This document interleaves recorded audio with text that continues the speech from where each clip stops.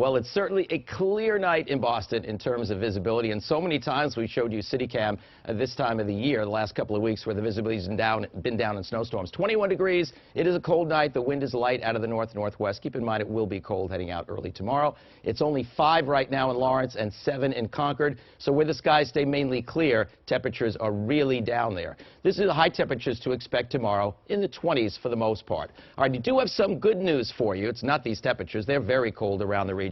9 in Norwood, for example, but where the clouds are hanging tough, it's in the 20s on the Cape, and actually 32 down on Nantucket. It is this. Finally, we're going to catch a break, at least with this system. Is not going to produce a whole lot of snow around here. Actually, it's broken up, it's fragmented, and doesn't look like it will reorganize until it's just about off the coast tomorrow night. So we catch a break. Clouds will be coming in, and there can be some periods of light snow or flurries scattered around during the day tomorrow, and possibly the evening commute could have a brief period of steady light snow, but even that doesn't look widespread.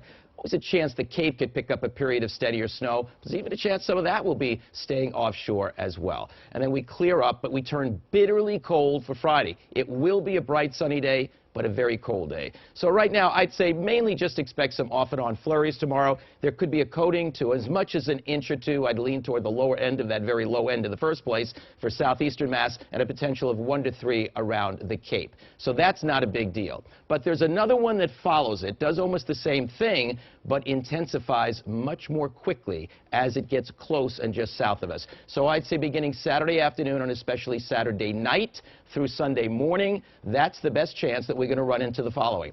Heavy snow, I'd say there's a moderate to high chance of that.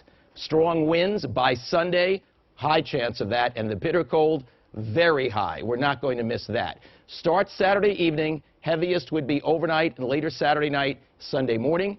Bitter cold, and if this reaches its potential, meaning if it intensifies close enough to us, near or blizzard conditions could be reached for a time on Sunday morning. It's going to look pretty innocuous early Saturday, just a little wave of low pressure, but it redevelops just south of us. Now, as long as it redevelops south of us and develops quickly, we will have a strong shot of snow, increasing wind, and getting colder and colder. Should this happen right over or just north of us, then everything would shift to northern New England. There's a slight chance that that will happen, but I wouldn't put my money on that. I would put my money on this developing where we are within range to get hit with some heavy, powdery snow later on Saturday night and Sunday morning. Notice it gets windy as well on the backside of this, particularly late stages of the storm, and that's when the very coldest air of the winter will be upon us. So just early indications, heaviest band for eastern Mass, very strong chance of 6 inches or more of snow. Obviously, I'll know a lot more tomorrow, and significant snow and wind will go all the way back. It's just that the very heaviest